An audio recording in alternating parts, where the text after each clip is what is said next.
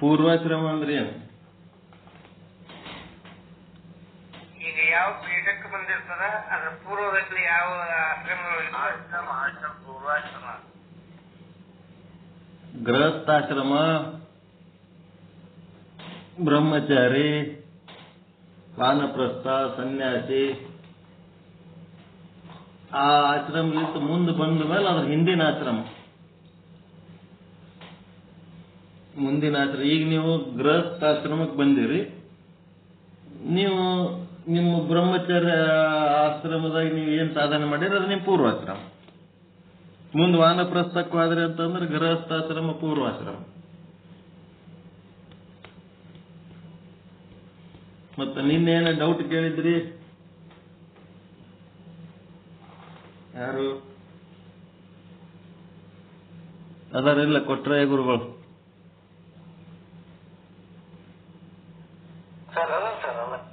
ಏನ್ ಡೌಟ್ ಕೇಳಿದ್ರಿ?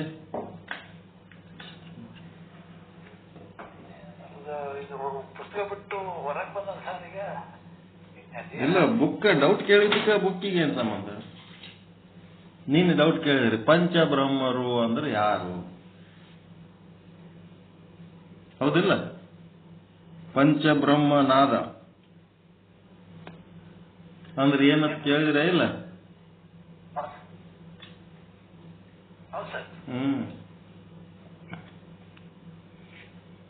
ವೇದಗಳಲ್ಲಿ ಮತ್ತು ಆಗಮಗಳಲ್ಲಿ ಬ್ರಹ್ಮನ ಶಬ್ದಕ್ಕ ಏನದ ಅಂತಂದ್ರ ಒಂದು ಸತ್ಚಿತ್ತ ಆನಂದ ನಿತ್ಯ ಪರಿಪೂರ್ಣ ಬ್ರಹ್ಮ, ಪರಬ್ರಹ್ಮ, ಪರಶಿವ, ಅದು ಬೇರೆ. ಈ ಬ್ರಹ್ಮ ಅಂದ್ರೆ ಏನಂತಂದ್ರ ನಾರಾಯಣನ ಹೊಂಕಳಲಿಂತ ನಾವೆಲಿಂತ ಒಂದು ಕಮಲದ ದೇಟ್ ಬರ್ತದೆ, ಕಮಲ. ಆ ಕಮಲದೊಳಗೆ ಬ್ರಹ್ಮ ಹುಟ್ಟುತ್ತಾನ. ಆ ಬ್ರಹ್ಮನ ಹೂಂಕಾರದಿಂದ ಶಿವ ಹುಟ್ಟ್ಯಾನಂತ. ನಾರಾಯಣನ ಮೊಮ್ಮಗ ಅಂತಾರೆ ಶಿವ. ಎದ್ರಾಗ? ವೇದಗಳಲ್ಲಿ. ಮತ್ತ ಇಲ್ಲಿ ಆಗಮಗಳಲ್ಲಿ ಏನದಂತಂದ್ರ ಪರಶಿವ ಬ್ರಹ್ಮ, ವಿಷ್ಣು, ರುದ್ರರನ್ನ ಸೃಷ್ಟಿ ಮಾಡಿ ಬ್ರಹ್ಮಗ ಸೃಷ್ಟಿ ಕಾರ್ಯವನ್ನು ಒಪ್ಪಿಸ್ತಾನ. ನೀ ಬ್ರಹ್ಮಗ ಸೃಷ್ಟಿ ಕಾರ್ಯ ಮಾಡುವಂತ ಒಪ್ಪಿಸಿದ್ರ ಆ ಬ್ರಹ್ಮಗ ಏನ್ ಮಾಡ್ಬೇಕು ಗೊತ್ತೇ ಆಗಲ್ಲ. ಅದಕ್ಕ ಶಿವ ಏನ್ ಮಾಡ್ತಾನ, ಮತ್ತೆ ಏನ್ ಮಾಡಿದಪ್ಪ, ಎಷ್ಟ್ ದಿವಸ ಆಯ್ತು ಏನು ಮಾಡೇ ಇಲ್ಲ, ಏನ್ ಮಾಡ್ಬೇಕಂತ ಗೊತ್ತಾಗಿಲ್ಲ, ಅದಕ್ಕೆ ಸುಮ್ ಕೂತೀನಿ ಅಂತಾನ. ಅವಾಗ ಶಿವ ಏನ್ ಮಾಡ್ತಾನ, ಅವನ 5 ಮುಖಗಳನ್ನ ಪ್ರಕಟ ಮಾಡ್ತಾನ. 5 ಮುಖಗಳು ಯಾವುವು? ಸದ್ದೋಜಾತ, ವಾಮದೇವ, ಅಘೋರ, ಈಶಾನ, ತತ್ಪುರುಷ. ತತ್ಪುರುಷ, ಈಶಾನ. ಈ 5 ಮಂದಿ ಏನದರ, ಇವ್ರು 5 ಮಂದಿ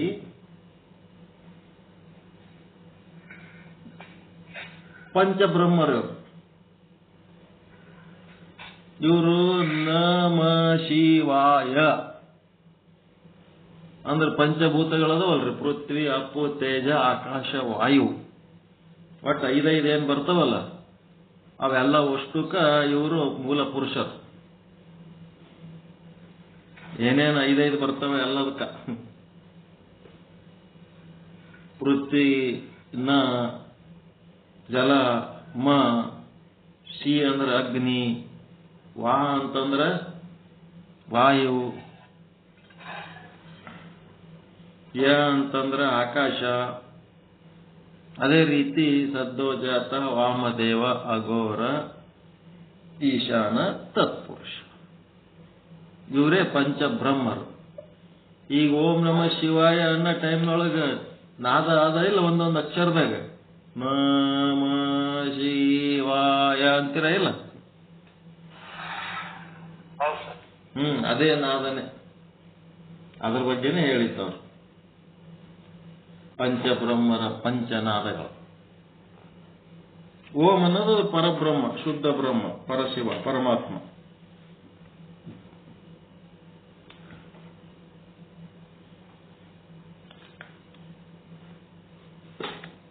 ಅದಕ್ಕ ನಿಮಗೊಂದು ಏನಿರ್ಬೇಕಪ್ಪ ಸಾಮಾನ್ಯ ಜ್ಞಾನ ಅಂತಂದ್ರ ಒಂದಕ್ಕಿಂತ ಹೆಚ್ಚು ಏನಾರ ಹೇಳ್ತಿರ್ತಾರಲ್ಲ ಅವೆಲ್ಲ ಏನದವ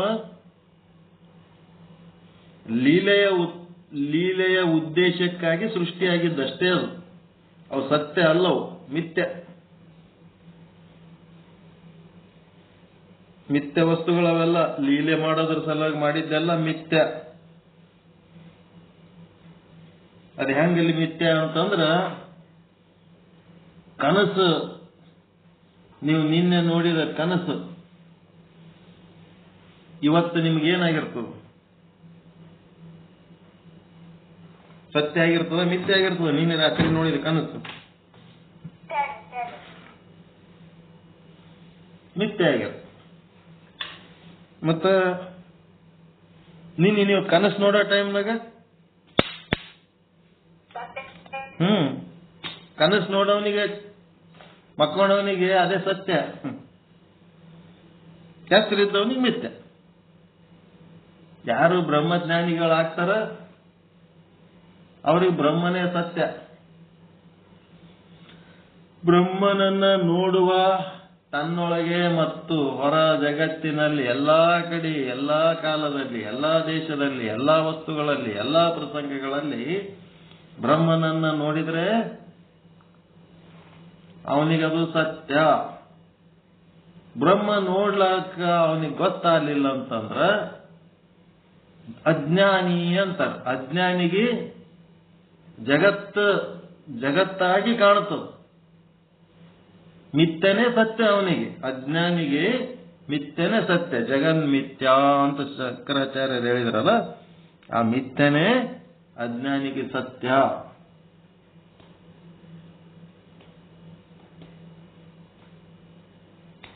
ಅದಕ್ಕೆ ನಿಮ್ಗೆ ಏನ್ ಹೇಳಕತ್ತೀನಿ ಅಂದ್ರ, ಆ ಶುದ್ಧ ಬ್ರಹ್ಮ ಒಬ್ಬನ್ನ ಬಿಟ್ರೆ ಉಳಿದದ್ದು ಏನಾದ್ರೂ ಕತಿ ಮಾಡಿ ಶಾಸ್ತ್ರ ಹೇಳಕತ್ತಾರ, ರೈಲ್ ಬಿಡ್ಲಕತ್ತಾರ ಅಂತಂದ್ರೆ ಇದು ಮಿಥ್ಯಾ ಅಂತ ತಿಳ್ಕೊಬೇಕು. ಸುಮ್ ಹೇಳಕತ್ತಾರ ಅವು ಕೇಳ್ಬೇಕಷ್ಟೆ. ಒಂದು ಶಿವ ಶಕ್ತಿ ಎರಡು, ಇದು ಸತ್ಯನ ಮಿಥ್ಯನ?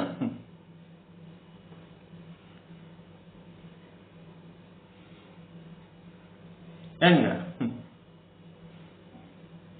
ಲೀಲೆ ಮಾಡುವುದಕ್ಕ ಶಿವ ಪಾರ್ವತಿ ಆಗ್ಯಾರ, ನಿಜವಾಗಿ ನೋಡಿದ್ರ ಅಲ್ಲಿ ಶಿವ ಒಬ್ಬನೇ ಅದನ.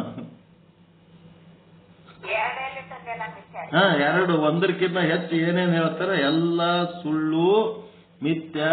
ಲೀಲೆಯ ಉದ್ದೇಶಕ್ಕಾಗಿ, ಲೀಲೆಯಾದಡೆ ಉಮಾಪತಿ, ಲೀಲೆ ಇಲ್ಲದಿರುವಾಗ ಸ್ವಯಂಭು. ನಾವು ಸ್ವಯಂಭುವಿನ ಕಡೆ ಲಕ್ಷ್ಯ ಕೊಟ್ಟೆವು ಅಂತಂದ್ರ ಈ ಲೀಲೆಗಳೆಲ್ಲ ಮಿಥ್ಯ. ನಾವು ಸ್ವಯಂಭುವನ್ನ ಮರ್ತೇವು ಅಂತಂದ್ರ ಲೀಲೆಗಳೆಲ್ಲ ಸತ್ಯ. ಪಂಚಬ್ರಹ್ಮ ಯಾಕಿರ್ಲಕ್ಕ, 55 ಬ್ರಹ್ಮಗಳು ಯಾಕಿರ್ಲಕ್ಕ? ಒಂದು ನಂಬರ್ ದಾಟಿ 2 ಆಯ್ತು, ಮಿಥ್ಯ ಕತಿ ಚಾಲು ಆಯ್ತು. ರೈಲ್ ಬಿಡ್ಲಕತ್ತಾರ, ಸ್ವಾಮ್ಯಾರ ತಿಳ್ಕೊಂಡ್ಬಿಡ್ಬೇಕು.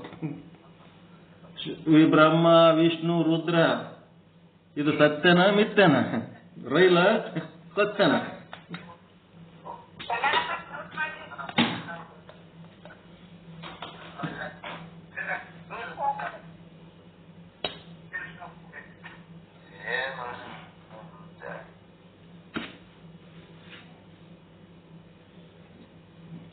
ಬ್ರಹ್ಮ ವಿಷ್ಣು ರುದ್ರ ಕಥೆ ಇದು ಸತ್ಯನ ಮಿಥ್ಯನ? ಮಿಥ್ಯ. ಮತ್ತು 33 ಕೋಟಿ ದೇವತೆಗಳು, ಪಂಚಮಹಾಭೂತಗಳು, ಪಂಚಬ್ರಹ್ಮರು, ಒಂದಕ್ಕಿಂತ ಹೆಚ್ಚು ಯಾವಲು ಮಿಥ್ಯ. ಮತ್ತದು ಒಂದೇ ಆದಂತೂ ನಾವು ಅನ್ನಂಗಿಲ್ಲ. ಅದಕ್ಕೆ ಒಂದು ಅನ್ನೋದಕ್ಕೂ ಆರೋಪಕ್ಕ ದೂರದದು. ಒಂದಂದ್ರ ಅನೇಕದ, ಅನೇಕ ಅದಂದ್ರೆ ಒಂದೇ ಅದು. ಅನೇಕರಲ್ಲಿ ಅನೇಕ ಹೆಂಗದವ ಅವದ್ರಂಗೆ ಅದ. ತಾನು ಒಂದೇ ಅದ. ಬಂಗಾರ ತಾನು ಒಂದೇ ಅದ. ಅನೇಕ ಆಭರಣಗಳಲ್ಲಿ ಅನೇಕ ಆಭರಣಗಳ ರೂಪಾಗಿ ಕಾಣ್ಲಿಕ್ಕರ್ತದೆ. ತಾನೇನದ ಒಂದೇ ಬಂಗಾರ, ಎರಡು ಬಂಗಾರ ಇಲ್ಲೇ ಇಲ್ಲ.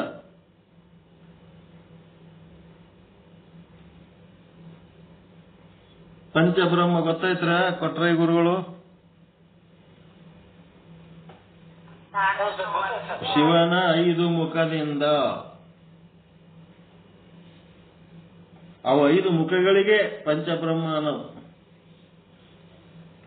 ಆ ಮುಖಗಳನ್ನಲೇ ರೇಣುಕ, ದಾರುಕ, ಘಂಟಾಕರ್ಣ, ವಿಶ್ವಕರ್ಣ, ಧೇನುಕರ್ಣ ಮೊದಲ ಶಿವ ಸೃಷ್ಟಿ ಮಾಡಿ ತೋರಿಸ್ತಾನೆ. ಇದ್ರಂಗ ನೀನು ಮಾಡಪ್ಪ ಅಂತ. ಮುಂದೆ ಅವ ಬ್ರಹ್ಮ ಅದನ್ನು ನೋಡಿಕೆ ಮಾಡ್ಕೊತ ಹೋಗ್ತಾನೆ. ಇಷ್ಟೇ.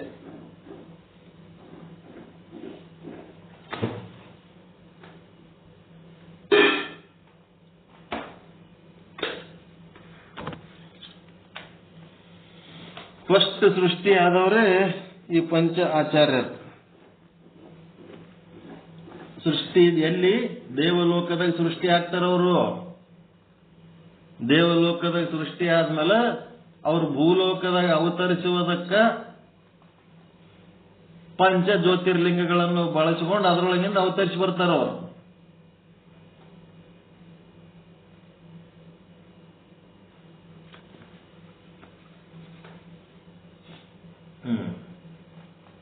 ಮುಂದೋಗಮ್ಮ.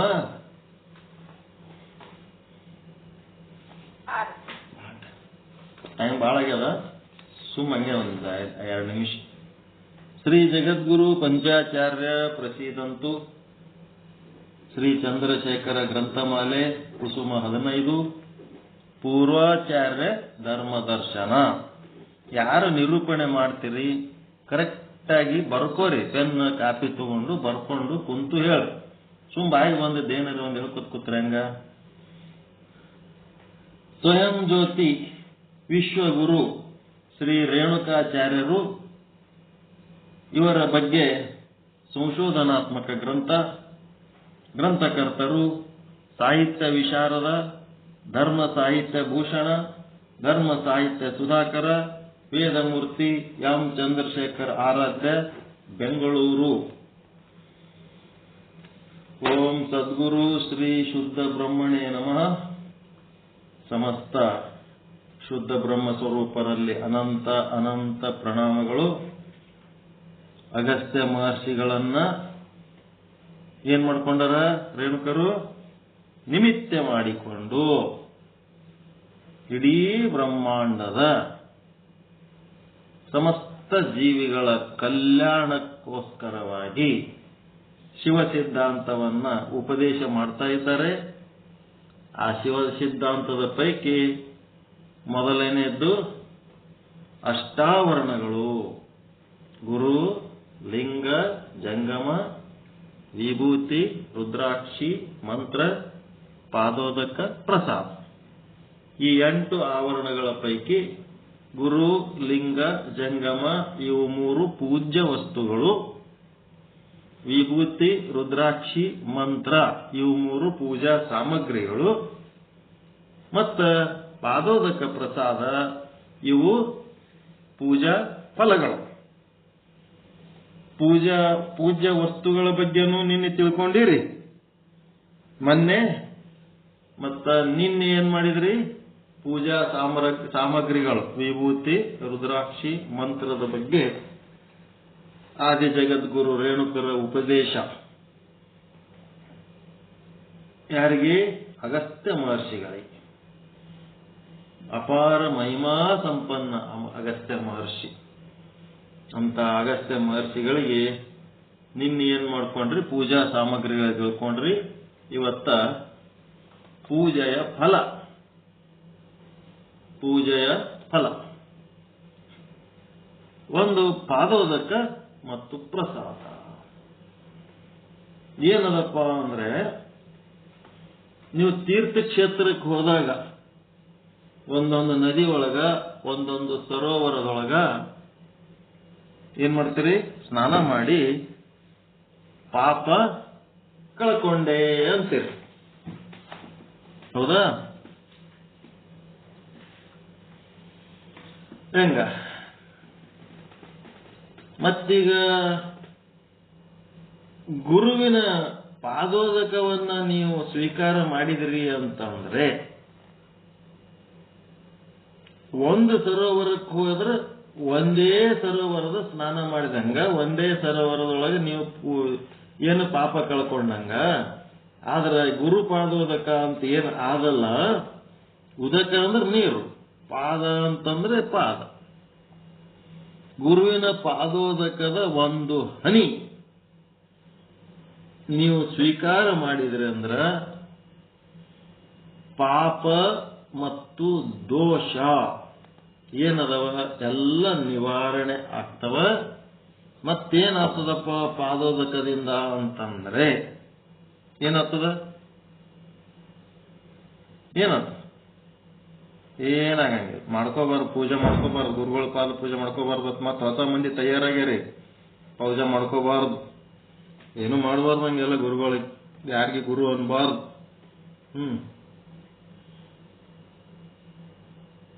ಯಾರ್ಯಾರು ಹೆಂಗ್ ನಡ್ಕೋತಾರ ಹಂಗಂಗ್ ಪಡ್ಕೋತಾರ.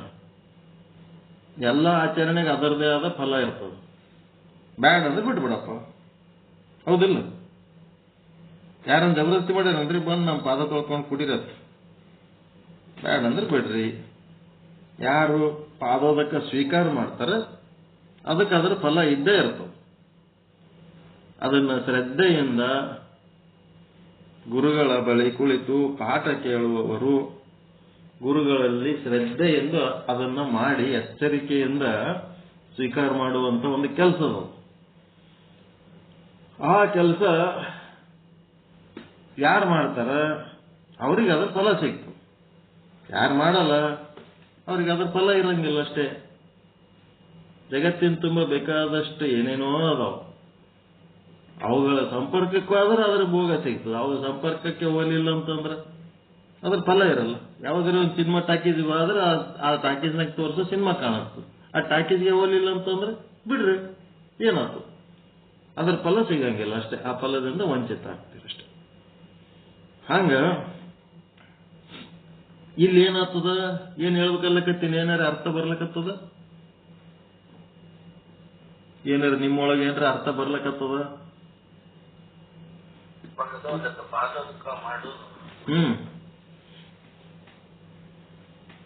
ಏನ್ ಅದಕ್ಕಿಂತ ಒಂದು ಪಾಯಿಂಟ್ ತೊಗೊಳಕತ್ತೀನಿ. ಏನಪ್ಪಾ ಅಂದ್ರೆ, ಯಾವುದೋ ಒಂದು ತೀರ್ಥಕ್ಷೇತ್ರಕ್ಕೆ ಹೋಗಿ ಎಲ್ಲಿ ಸ್ನಾನ ಮಾಡ್ತಿರಲ್ಲ, ಅದು ಒಂದೇ ನದಿ ಒಳಗೆ ಸ್ನಾನ ಮಾಡಿದ್ದರದ ಪುಣ್ಯ ನಿಮಗೆ ಸಿಗ್ತದೆ. ಅದು ಒಂದೇ ನದಿ ಅದೇನ್ರಿ? ಜಗತ್ತಿನ ತುಂಬ ಬಾಳ ಅದಾವಿಲ್ಲ? ಮತ್ತ ಅವು ಓಸುದ್ರಾಗ ಹೋಗಿ ಮುಣಿಗಿ ನೀವು ಪುಣ್ಯ ಪಡ್ಕೋಬೇಕಾದ್ರ ಎಷ್ಟು ಖರ್ಚಾಗ್ತದ, ಎಷ್ಟು ಶ್ರಮ ಆಗ್ತದ, ಎಷ್ಟು ಓಡಾಡ್ತೀರಿ? ಹೋಗ್ಬೇಕಲ್ಲ. ಎಲ್ಲರೂ ಹೋಗ್ಬೇಕಂದ್ರೆ ಸುಮ್ಮನೆ ಆಗ್ತದ? ತೀರ್ಥಕ್ಷೇತ್ರಕ್ಕೆ ಹೋಗಿ ಸ್ನಾನ ಮಾಡ್ಬೇಕಂದ್ರೆ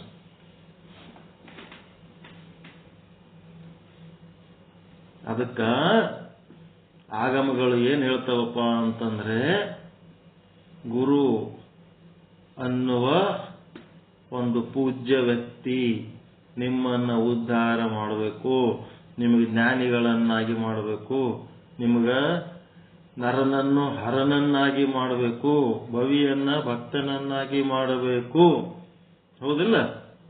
ಜೀವನನ್ನ ಶಿವನನ್ನಾಗಿ ಮಾಡಬೇಕು, ಅಂಗವನ್ನ ಲಿಂಗವನ್ನಾಗಿ ಮಾಡಬೇಕು. ಏನೇನಾಗಬೇಕು? ಗುರು ಆದವನು ನಿಮಗೆ ಏನ್ ಮಾಡ್ಬೇಕಂತ ಪ್ರಯತ್ನ ಮಾಡ್ತಿರ್ತಾನೆ. ಚಿತ್ತಾಪಹಾರಿ ಗುರು, ವಿತ್ತಾಪಹಾರಿ ಗುರು ಅಂತ ಇಬ್ರು ಇರ್ತಾರೆ. ನೀವು ಸಾವುಕಾರದಿರ ಬಡವರದಿರ ನೋಡಿ ಎಷ್ಟು ಡಿಸೈನ್ ಮಾಡ್ತಿರ್ತಾರ. ಗುಡಿಯಾಗ ಪೂಜಾರಿಗಳು ಹಂಗೆ, ಮತ್ತ ಮಠದೊಳಗೂ ವ್ಯವಸ್ಥೆಗಳು ಹಂಗೆ.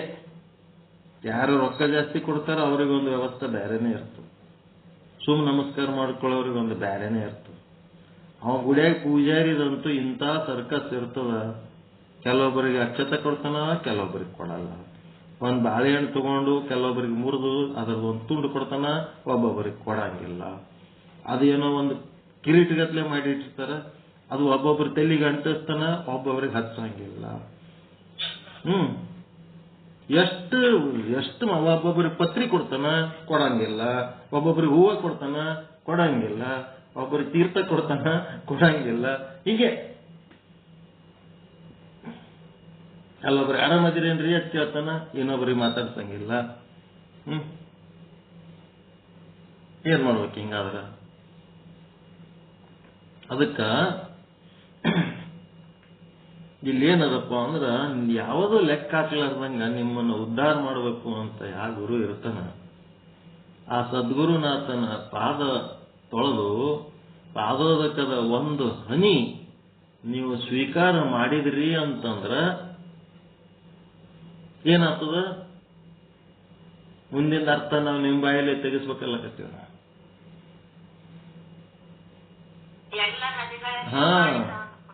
ಎಲ್ಲ ತೀರ್ಥಕ್ಷೇತ್ರಗಳಲ್ಲಿ ಸ್ನಾನ ಮಾಡಿದ ಪುಣ್ಯ ಕುರುಪಾದೋದಕ ಸ್ವೀಕಾರದಿಂದ ಲಭ್ಯ ಆಗ್ತದ. ಇಷ್ಟೇ. ಇದನ್ನ ನಿಮ್ಮ ಬಾಯಿಲಿ ಅಂತ ಅನ್ನಿಸ್ಬೇಕಾಗಿತ್ತು ನಾನು. ಎಲ್ಲಾ ಕಡೆ ಅಷ್ಟಾಷಷ್ಟಿ ತೀರ್ಥಕ್ಷೇತ್ರಗಳಂತ ಬರ್ದಾರ ಬಸವಣ್ಣವ್ರ ವಚನದಾಗ.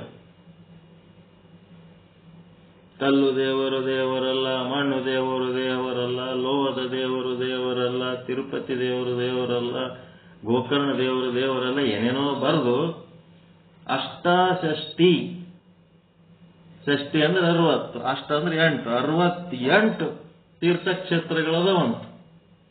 ಅಷ್ಟಾಷಷ್ಟಿ ತೀರ್ಥಕ್ಷೇತ್ರಗಳಲ್ಲಿರುವ ದೇವರುಗಳು ದೇವರಲ್ಲ. ಅಲ್ಲಿ ಹೋಗಿ ನೀವು ಏನ್ ಜಳಕ ಮಾಡಿದ್ರು ಅವು ಯಾವ ದೇವರೇ ಅಲ್ಲ. ಹಂಗ ಹೇಳ್ಯಾರ. ಅಷ್ಟಾಷಷ್ಟಿ ತೀರ್ಥಕ್ಷೇತ್ರಗಳಿಗೆ ಹೋಗಿ ನೀವು ಜಳಕ ಮಾಡೋದು, ಪುಣ್ಯ ಸಂಪಾದಿಸೋದು ಅದು ಸರಳ. ಅದು ಗುರುಪಾದೋದಕ ಸ್ವೀಕಾರ ಮಾಡಿದರೆ ಆ ಎಲ್ಲ ಅಷ್ಟಾಷಷ್ಟಿ ತೀರ್ಥಕ್ಷೇತ್ರಗಳಲ್ಲಿ ನೀವೇನು ಸ್ನಾನ ಮಾಡಿದ ಪುಣ್ಯ ಏನದ ಗುರುಪಾದೋದಕ ಸ್ವೀಕಾರದಿಂದ ಬರ್ತದ. ಪಾದೋ ಅಂತಂದ್ರೆ ಪಾ ಅಂತಂದ್ರೆ ಪಾಪ ನಿವಾರಕ, ದೋ ಅಂದ್ರೆ ದೋಷ ನಿವಾರಕ. ಈ ರೀತಿಯಾದಂತ ಶಕ್ತಿ ಆ ಪಾದೋದಕ ಆದ ಅನ್ನಂತ ವಿಚಾರ ಹೇಳ್ತಾರೆ. ಅದಕ್ಕೆ ಗುರುವಿನ ಪಾದೋದಕ ಸ್ವೀಕಾರದಿಂದ, ಒಂದು ಹನಿ ಪಾದೋದಕ ಸ್ವೀಕಾರದಿಂದ, ಗುರುವಿನ ಪಾದದ ಒಂದು ಧೂಳಿನ ಕಣ ನಿಮ್ಮ ಮನೆಯೊಳಗೆ ಬೀಳೋದರಿಂದ, ಒಂದು ಪಾದದ ಧೂಳು, ಗುರುವಿನ ಪಾದದ ಒಂದು ಧೂಳು, ಪಾದ ಇಡೋದಲ್ಲ ಒಂದು ಧೂಳು ನಿಮ್ಮ ಮನೆಯೊಳಗೆ ಬಿತ್ತು ಅಂತಂದ್ರ ಪಾಪ ನಿವಾರಕ, ದೋಷ ನಿವಾರಕ ಆಗುವಂತ ಒಂದು ಶಕ್ತಿ ಬರ್ತದೆ ಅದಕ್ಕೆ. ಅದಕ್ಕೆ ಪಾದೋದಕ ರೇಣುಕರ ಭಾಷೆಯಲ್ಲಿ ಏನ್ ಹೇಳ್ತಾರಪ್ಪ ಅಂದ್ರೆ, ಗುರು ಪಾದ ಕಮಲದಿಂದ ಉದಿಸುವ ಜ್ಞಾನಾಮೃತವೇ ಪಾದೋದಕವೆನಿಸುವುದು. ಗುರುಪಾದವೇ ಆನಂದದ ಪ್ರತೀಕ, ಉದಕವೇ ಭಾವದ ಪ್ರತೀಕ. ಪಾದ ಅಂದ್ರೆ ಆನಂದ, ಉದಕ ಅಂದ್ರೆ ಭಾವ. ಆದುದರಿಂದ ಜ್ಞಾನ ಆನಂದಗಳ ಸಮರಸವೇ ಪಾದೋದಕವೆನಿಸುವುದು. ಇದು ಎಂತದಂತಾರೆ? ಇದಕ್ಕ ಪಾದಕ್ಕ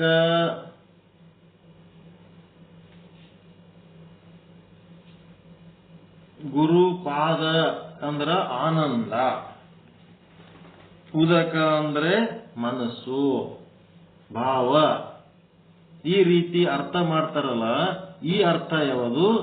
ಹೊರಗ ಈಬತ್ತಿ ಹಚ್ಚಿ ಕುಕ್ಕ ಮಚ್ಚಿ ಪಾದಕ್ಕ ಒಂದು ಚಂಬು ನೀರ್ ಹಾಕಿ ಮನೆಯೆಲ್ಲ ಹೊಡೆದು ಪಾದ ಧೂಳೋದಕ ಮಾಡಿ ಆಮೇಲೆ ಮತ್ತೆ ಕಾಲೆಲ್ಲ ಸ್ವಚ್ಛ ತೊಳೆದ ಮೇಲೆ ಮತ್ತ ಅದಕ್ಕೆ ವಿಭೂತಿ ತಟ್ಟೆ ಗ್ಲಾಸು ಚಮಚ ಎಲ್ಲದಕ್ಕೂ ವಿಭೂತಿ ಹಚ್ಚಿ ಸೂತ್ರ ಹಿಡಿದು ತುಗ ಪಾದೋದಕ ಕೊಡ್ತಾರಲ್ಲ, ಈ ಪಾದೋದಕಕ್ಕ ಮತ್ತೆ ಇಲ್ಲಿ ಪಾದವೇ ಆನಂದ, ಉದಕವೇ ಭಾವ ಅಂತ ಹೇಳ್ತಾರಲ್ಲ, ಇವಕ್ಕೆ ಹೆಂಗಂದ್ರೆ ಅಂತರ್ ಅಷ್ಟಾವರಣ ಬಾಹ್ಯ ಅಷ್ಟಾವರಣ ಅಂತಾರೆ ಇವಕ್ಕೆ.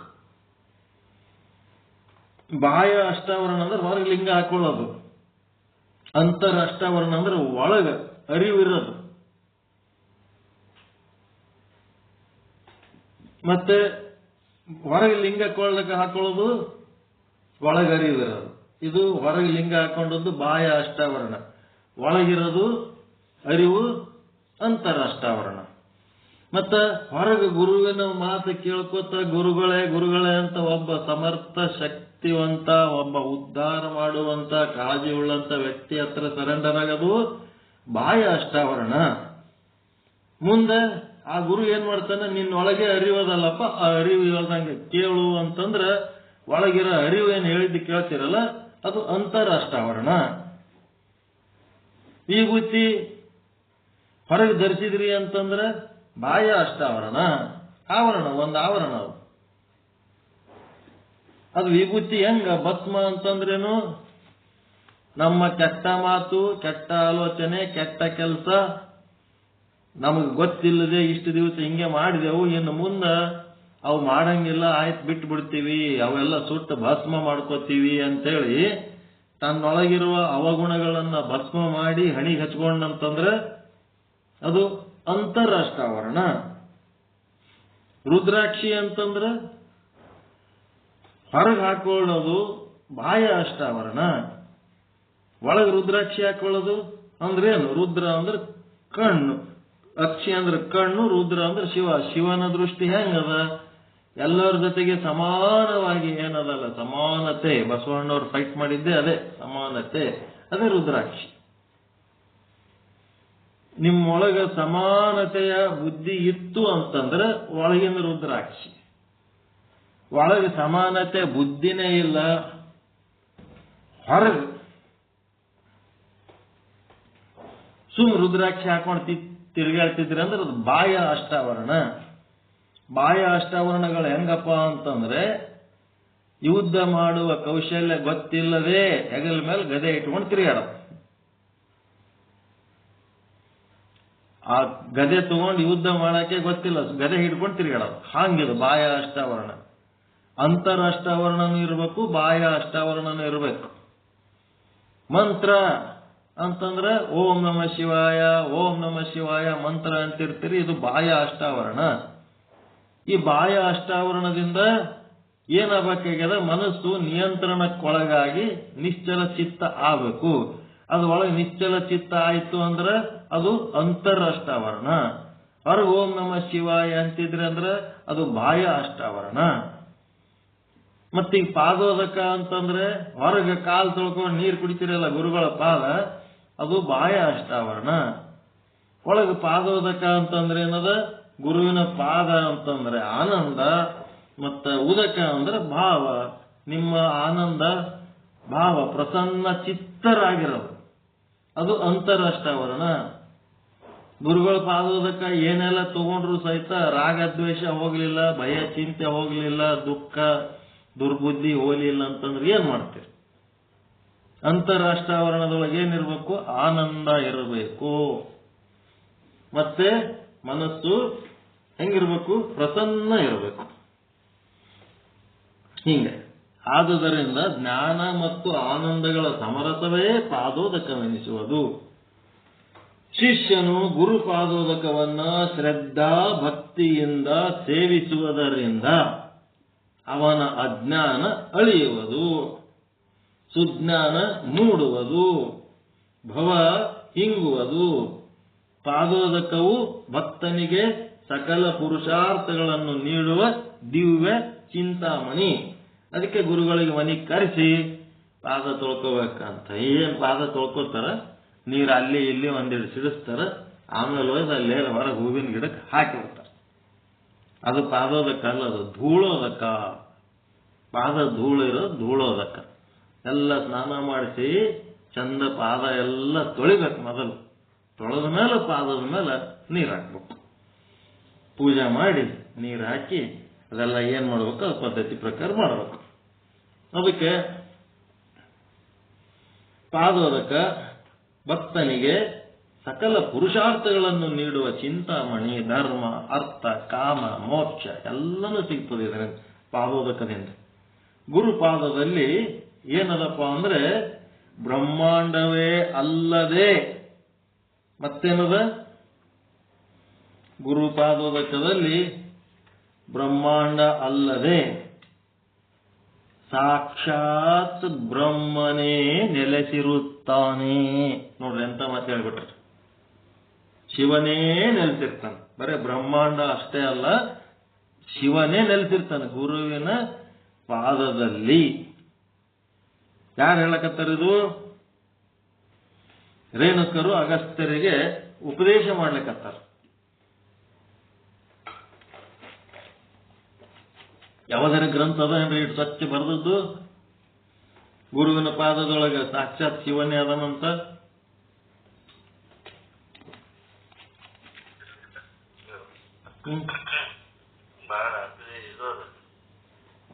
ಪಾದಕ್ಕೆ ಯಾಕೆ ನಮಸ್ಕಾರ ಮಾಡ್ತಾರ? ಗುರುವಿನ ಪಾದದೊಳಗೆ ಶಿವ ಇರ್ತಾನಂತ, ಶಿವನ ಸ್ಥಾನ.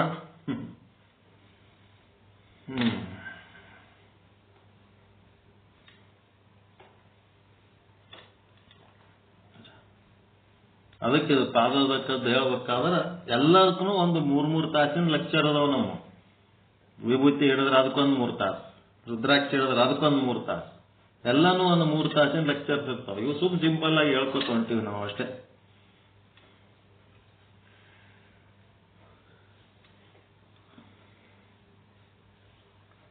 ಮುಂದೆ ಪ್ರಸಾದ. ಗುರುವಿನ ಪಾದದಲ್ಲಿ ಬ್ರಹ್ಮಾಂಡವೇ ಅಲ್ಲದೆ ಶಿವನೂ ನೆಲೆಸಿರುವನು. ವೇದಗಳಲ್ಲಿ ಏನ್ ಮಾಡ್ಯಾರಪ್ಪ ಅಂದ್ರೆ ಸ್ವರ್ಗದ ಕಲ್ಪನೆ ಇಟ್ಟು ಏನ್ ಮಾಡ್ಯಾರ? ಅಮೃತ ಹುಡುಕಬೇಕು ಎಲ್ಲದ ಅಂತ. ಅದು ಎಲ್ಲದಂದ್ರ ಸ್ವರ್ಗದಾಗ RUM ಅಂದ್ರೆ ಏನಂತಾರೆ ಅದಕ್ಕ?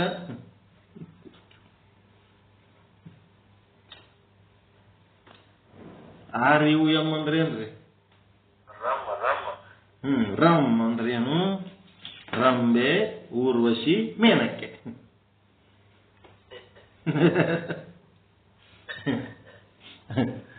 ಅವರ ತುಟಿ ಒಳಗದ ಹೇಳ್ಬಿಟ್ರು ವೇದಗಳಲ್ಲಿ. ಅದು ಹೇಳ್ಬಿಟ್ರು ಅವರು. ರಂಬೆ, ಊರ್ವಶಿ, ಮೇನಕ್ಕೆ ತುಟಿ ಒಳಗದ ಅಂದ್ರ ಹೆಣ್ಣಿನ ತುಟಿ ಒಳಗ ಅಮೃತ ಆದ ಅಂತ ಒಂದು ಕಾಲದಲ್ಲಿ.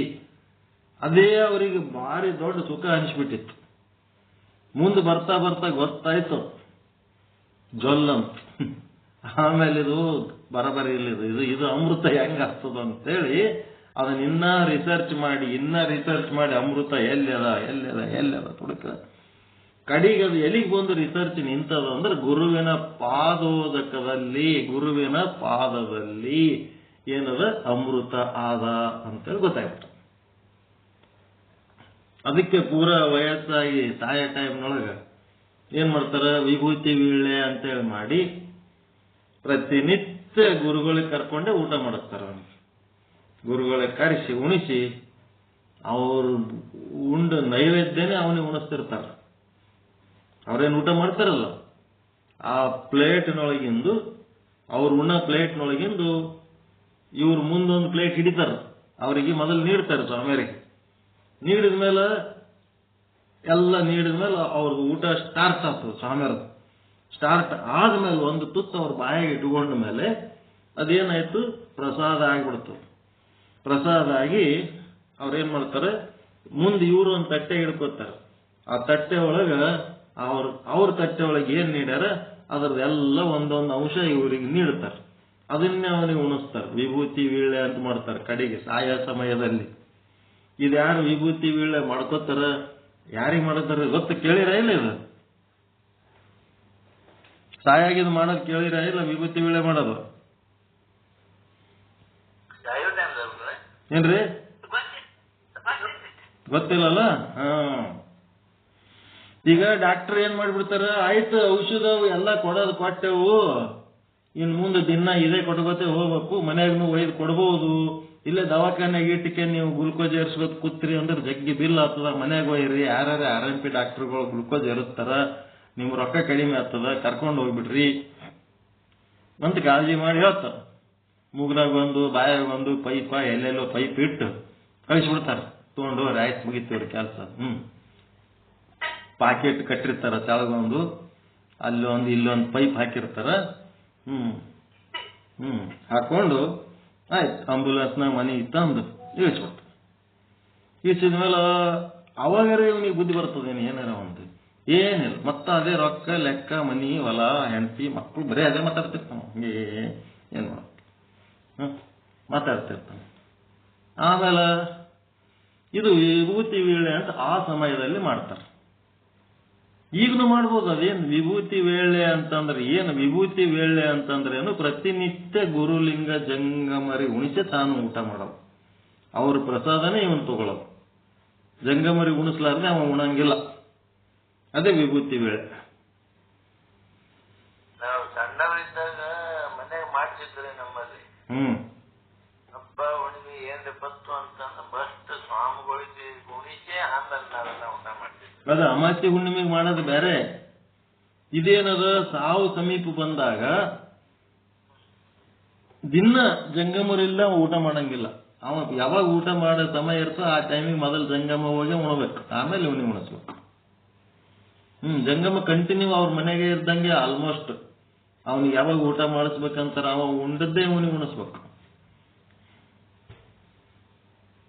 ವಿಭೂತಿ ವೇಳೆ ದಿನ ಪಾದೋದಕ ಪ್ರಸಾದ ಇದೇ ನಡೀತದ. ಅವನು ಫುಲ್ ಅಷ್ಟಾವರಣದಾಗೆ ಮುಳುಗಿಸ್ಬಿಡ್ತಾರ ಅವನಿಗೆ. ಅದೇ ವಿಭೂತಿ ವೇಳೆ. ಗುರು ಲಿಂಗ ಜಂಗಮ ವಿಭೂತಿ ರುದ್ರಾಕ್ಷಿ ಮಂತ್ರ ಪಾದೋದಕ ಪ್ರಸಾದದೊಳಗೆ ಅವನಿಗೆ ಮುಳುಗಿಸ್ತಾರ. ಅದೇ ವಿಭೂತಿ ವೇಳೆ. ಆಮೇಲೆ ಅದರ ಸ್ಪೆಷಾಲಿಟಿ ಏನಪ್ಪ ಅಂದ್ರೆ, ಯಾರ್ದು ವಿಭೂತಿ ವೇಳೆ ಮಾಡಿರ್ತಾರ ಅವರು ಸತ್ರು ಅಂತಂದ್ರೆ ಅವ್ರದ್ದು ಶವ ಸಂಸ್ಕಾರ ಮಾಡಿ ಬಂದ ಮೇಲೆ ಯಾರು ಝಳಕ ಮಾಡಂಗಿಲ್ಲ. ನೋ, ಹಿಂಗದ ಪ್ರೊಸೀಜರ್. ವಿಭೂತಿ ವೇಳೆ ಮಾಡಿದ ಮೇಲೆ ಆಯ್ತು, ಅವನು ಶಿವಸ್ವರೂಪನೇ ಆದ, ಗುರುವಿನಲ್ಲಿ ಶರಣಾಗತ ಆದ, ಮೋಕ್ಷ ಹೊಂದದ. ಅವನಿಗೆ ಏನೇನು ಅವನಿಗೆ ದೋಷ ಇರಲ್ಲ, ಏನೂ ಇರಲ್ಲ. ಪಂಚಾಂಗ ನೋಡಬಾರ್ದು, ಮತ್ತೇನೇನು ಮಾಡಬಾರ್ದು. ಅವನ ದೋಷ ಗೀಷ ಏನು ಹುಡುಕಬಾರ್ದು. ಹೊಳ್ಳಿ ಬಂದ್ಮೇಲೆ ಝಳಕನು ಮಾಡಬಾರ್ದು. ಇದೇನು ಗೊತ್ತಿರಲಾರ್ದೆ ಒಮ್ಮೆದೊಮ್ಮೆಗೆ ಗೊಟಕ್ಕಂದು ಬಿಟ್ಟ, ಅವಾಗ ಅವನಿಗೆಲ್ಲ ಪಂಚಾಂಗ ನೋಡ್ಬೇಕು, ದೋಷ ನೋಡ್ಬೇಕು, ಮನಿ ಬಿಡು, ಅದು ಬಿಡು, ಇದು ಬಿಡು ಅಂತಂದ್ರೆ ಮನಿ ಬಿಡ್ಬೇಕು, ಮುಳ್ಳು ಹಚ್ಬೇಕು, ಮತ್ತೇನೇನು ಮಾಡ್ಬೇಕು, ಎಲ್ಲ ಮಾಡ್ಬೇಕು.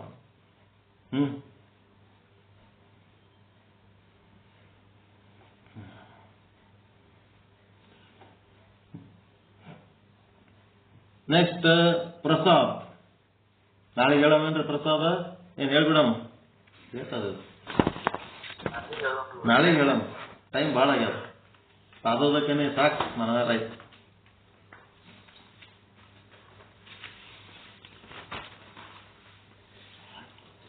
ಪರಮಾನಂದ ಪ್ರಾಪ್ತಿ ಭವ, ಸರ್ವ ದುಃಖ ನಿವೃತ್ತಿ ಭವ, ಇಷ್ಟಾರ್ಥ ಸಿದ್ಧಿರಸ್ತು, ಯಶಸ್ವಿ ಭವ ಯಶಸ್ವಿ ಭವ. ಜಯ ಶುದ್ಧ ಬ್ರಹ್ಮ, ಜಯ ಜಯ ಶುದ್ಧ ಬ್ರಹ್ಮ, ಜಯ ಶುದ್ಧ ಬ್ರಹ್ಮ, ಜಯ ಜಯ ಶುದ್ಧ ಬ್ರಹ್ಮ. ಓಂ ಶಾಂತಿ ಶಾಂತಿ ಶಾಂತಿ. ಎಲ್ಲರಿಗೂ ಶರಣು ಶರಣಾರ್ಥಿಗಳು, ಎಲ್ಲರಿಗೂ ಶರಣು ಶರಣಾರ್ಥಿಗಳು.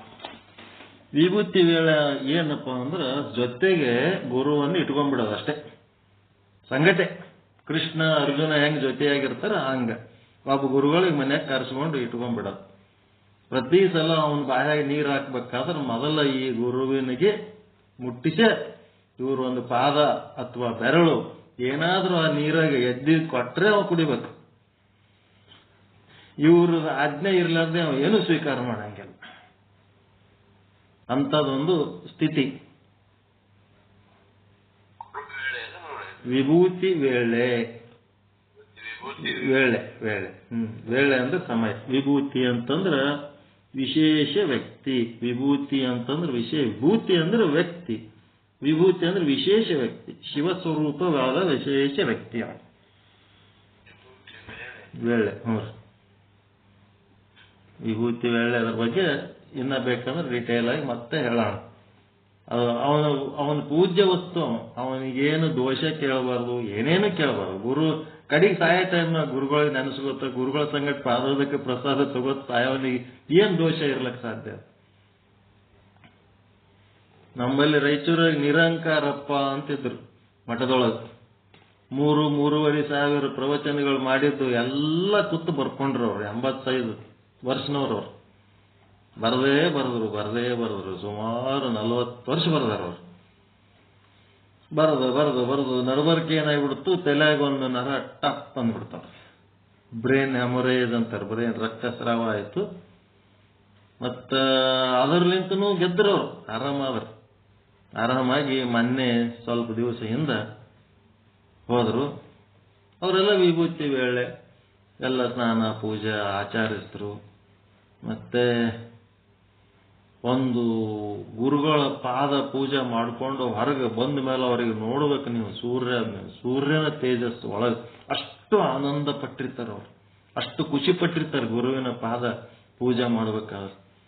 ಪೂರ ಮಕ್ಕಳ ಮುಖದೊಳಗೆ ಎಷ್ಟು ಬ್ರಹ್ಮ ತೇಜಸ್ ಇರ್ತದ, ಅಷ್ಟು ಮುಗ್ಧ ಆನಂದ ಅಂತ ದರ್ಶನ.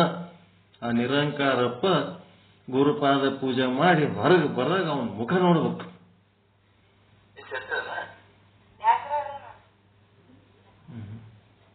ಅಂತ ಒಂದು ಆನಂದ. ಗುರುವಿನ ಪಾದ ಪೂಜೆ ಅಂದ್ರೆ ಅದು ಆನಂದದ ಸ್ಥಿತಿ.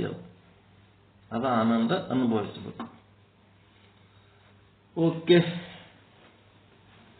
ಮೊನ್ನೆ ಲಿಂಗೈಕ್ಯ ಆದ್ರ ಅವ್ರು, ಶ್ರಾವಣ ಮಾಸದಾಗೆ ಲಿಂಗೈಕ್ಯ ಆದ್ರ. ಅವ್ರದ್ದೇನು ದೋಷ ಇಲ್ಲ, ಏನೇನು ಇಲ್ಲ. ಆನಂದ ಪುರುಷ.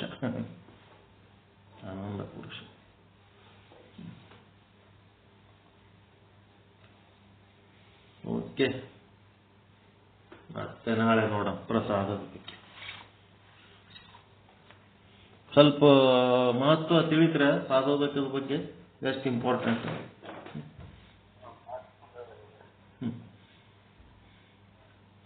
ಗುರುಗಳ ಪಾದಕ್ಕೆ ಯಾಕೆ ನಮಸ್ಕಾರ ಮಾಡ್ಬೇಕಂದ್ರೆ ಅವ್ರ ಪಾದದೊಳಗೆ ಶಿವ ಅದಾನ ಅಂತ ಸೀದಾ ಹೇಳ್ಬಿಟ್ರೆ ಡೈರೆಕ್ಟ್ ರೇಣುಕರು. ಮತ್ತಿನ್ನೇನಿಲ್ಲ. ಅಮೃತ ಅದ ಇದ. ಅಮೃತ ಅಂದ್ರೂ ಶಿವನೇ. ಸಾಯ್ಲಾರ್ದು ವಸ್ತು ಯಾವುದು? ಅಮೃತ ಅಂದ್ರೆ ಶಿವನೇ, ಮತ್ತೇನಿಲ್ಲ. ಅದಕ್ಕೆ ಗುರುವಿನ ಪಾದಕ್ಕೆ ನಮಸ್ಕಾರ ಮಾಡೋದು ಅಂದ್ರೆ ಶಿವನಿಗೆ ನಮಸ್ಕಾರ ಮಾಡೋದು ಅಷ್ಟೇ. ಒಬ್ರು ಯಾರಿಗಾರ ನಮಸ್ಕಾರ ಮಾಡ್ಬೇಕಾ ದೊಡ್ಡ ವಿಚಾರ ಮಾಡಿ ಮಾಡ್ತಾರೆ ಜನ. ಯಾವ ಟೈಪ್ ಅದ ಬುದ್ಧಿವಂತಿಕೆ ಬೆಳೆದದ, ಹೃದಯವಂತಿಕೆ ಇಲ್ಲ. ಬುದ್ಧಿವಂತಿಕೆ, ಅತೀ ಬುದ್ಧಿವಂತಿಕೆ. ಹೃದಯವಂತಿಕೆ ಕಳ್ಕೊಂಡ್ಬಿಟ್ಟಾರ, ಬರೇ ಬುದ್ಧಿವಂತಿಕೆ. ಏನ್ ಬೆಕ್ಕದ ಹೇಳಿದ್ರೆ ಅದಕ್ಕೊಂದು ತಮ್ಮ ಬುದ್ಧಿ ಓಡಿಸಿದ್ರೆ ಹೃದಯ ಇಲ್ಲೇ ಇಲ್ಲ ಅಲ್ಲಿ. ಆ ಹೃದಯ ಇದ್ದವ್ರು ಏನ್ ಮಾಡ್ತಾರ, ಹಿಂದಿನ ಹಿರಿಯರು ಹಾಕಿಕೊಟ್ಟ ದಾರಿ ಈಗಿನವ್ರು ಏನಾರ ತಪ್ಪು ಮಾಡಿದ್ರೆ ಅದನ್ನು ಹೊಟ್ಟೆಗೆ ಹಾಕೊಂಡು ಸುಧಾರಣೆ ಮಾಡೋದು, ತಾವು ಸಹಿತ ಎಷ್ಟು ಸಾಧ್ಯದ ಅಷ್ಟು ಅದರೊಳಗೆ ಮುಳುಗಿರೋದು ಎಲ್ಲ ಮಾಡ್ತಾರೆ. ಈ ಬುದ್ಧಿವಂತರು ಏನದರ ಕಳನನ ಮಕ್ಕಳು, ಇವರು ಬುದ್ಧಿ ಓಡಿಸ್ತಾರ. ಅದೇ ಅದಕ್ಕೆ ಮಾಡಬೇಕು, ಇದೇ ಅದಕ್ಕೆ ಮಾಡಬೇಕು, ಅದು ಹೆಂಗ ಇದು ಹೆಂಗ. ಆಮೇಲೆ ಅವ್ರಿಗೆ ಏನಾರ ಒಪ್ಪಿಸಿ ಮಾಡಿದ್ದೇವೆ ಅಂತಂದ್ರ ಅದು ಬಹಳ ತಿರಂಗೇ ಇಲ್ಲ ಅವ್ರಿಗೆ. ಮತ್ತೆ ಇನ್ನೊಂದು ಸ್ವಲ್ಪ ಹೊತ್ತಿಗೆ ಮತ್ತೆ ಬುದ್ಧಿ ಚೇಂಜ್ ಆಗಿರ್ತದೆ ಅವ್ರಿಗೆ ಕ್ಷಣಕ್ಕೂ. ಅದಕ್ಕೆ ಕ್ಷಣಿಕ ಏನ ಅಂತಾರಲ್ರಿ ಅವರಿಗೆ, ಬುದ್ಧಿಗೆ ಕ್ಷಣಿಕವಾದಿಗಳ ಏನಂತಾರಲ್ಲ, ಪ್ರತಿ ಕ್ಷಣ ಚೇಂಜ್ ಆಗ್ತಿರ್ತದ. ಅವ್ರು ಹಿಂಗೆ ಅಂತಿಲ್ಲ, ನಮ್ಮ ಸಂಗಟ ಏನ್ ಬಹಳ ಚಲೋ ಹೊಂದ್ಕೊಂಡು ಹೋಗ್ಯಾರ ಅಂತಂದ್ರೆ ಅವ್ರು ಬುದ್ಧಿವಂತರದಾರ, ಹೃದಯವಂತರದಾರ ಅಂತ ನೋಡ್ಬೇಕು. ಬುದ್ಧಿವಂತರು ಇದ್ರಂತಂದ್ರೆ ಒಂದು ಕ್ಷಣದಾಗೆ ಬಿಟ್ಟು ಹೋಗ್ಬಿಡ್ತಾರ. ಚೇಂಜ್ ಆಗ್ತಾರ ಒಳಗ. ಹೃದಯವಂತರು ಇದ್ರಂತಂದ್ರ ನಡೀತದ.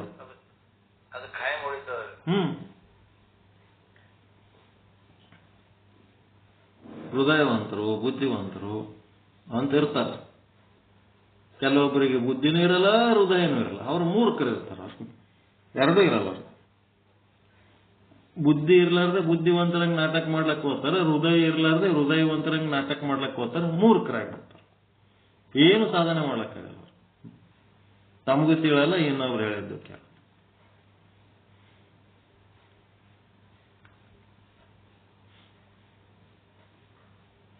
ನಮಗೆ ತಿಳಿತಿತ್ತು ಕರೆಕ್ಟ್ ಅನ್ಸಿದ್ರ ಮಾಡ್ತಾರೆ. ನಮಗೆ ತಿಳಿಲಿಲ್ಲ ಅಂತಂದ್ರೆ ಏನ್ ಮಾಡ್ಬೇಕು?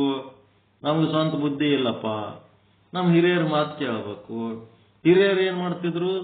ತಮಗೆ ತಿಳಿಲಿಲ್ಲ ಅಂತಂದ್ರ ಮತ್ತೆ ಇನ್ನೊಬ್ರಿಗೆ ಯಾರಿಗೋ ಕೇಳ್ಕೊಂಡು ಬಂದು ನಮಗ ಹೇಳಿ ಹಿಂಗಂತಾರ ನೋಡಪ್ಪ, ಹಿಂಗದ ನೋಡಪ್ಪ, ಒಬ್ರಿಗೊಬ್ರು ಹೊಂದಿಕೆ ಮಾಡಿ ಹೇಳೋದು ಕೇಳೋದು ಮಾಡ್ತಿದ್ರು. ಈಗೇನದ? ಏನು ಇಲ್ಲೇ ಇಲ್ಲ, ಡಿಸೈಡ್. ಈಗಿನ ಹುಡುಗರು ಯಾರಿಗೂ ಕೇಳಲ್ಲ, ತಂದೆ ತಾಯಿ ಕೇಳಲ್ಲ, ಹೆಂಡ್ರ ಮಕ್ಕಳಿಗೆ ಕೇಳಲ್ಲ, ತಾವೇ ಡಿಸೈಡ್ ಮಾಡಿಬಿಡ್ತಾರೆ. ತಾವೇ ಡಿಸೈಡ್ ಮಾಡಿ ತಾವೇ ಏನೋ ಒಂದು ಮಾಡ್ತಾರೆ, ಆಯ್ತು. ತಮ್ಮ ಮಾಡಿದ್ದು ತಮಗೆ ಸರಿ ಕಾಣ್ಲಾರ್ದಕ್ಕೆ ಮತ್ತೊಂದು ಮಾಡ್ಕೊಳಕ್ ಹೋಗ್ತಿರ್ತಾರೆ. ಹಿಂಗೆ ಹುಚ್ಚುಚ್ಚು.